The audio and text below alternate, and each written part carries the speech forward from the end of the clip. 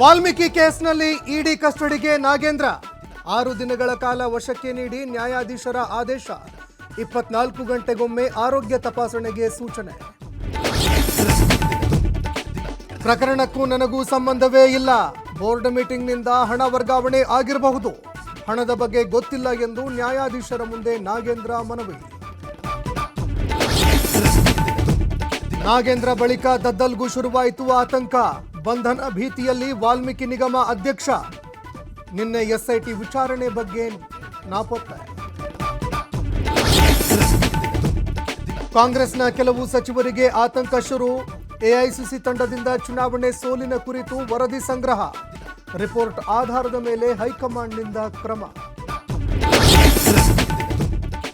ರಾಜ್ಯದಲ್ಲಿ ಹೆಚ್ಚಳವಾಗ್ತಿದೆ ಡೆಂಗ್ಯೂ ಅಬ್ಬರ 24 ಗಂಟೆಯಲ್ಲಿ 437 ಮಂದಿಯಲ್ಲಿ ಸೋಂಕು ಪತ್ತೆ ಬೆಂಗಳೂರು ವ್ಯಾಪ್ತಿಯಲ್ಲೇ ಹೆಚ್ಚಾಗಿದೆ ಆತಂಕ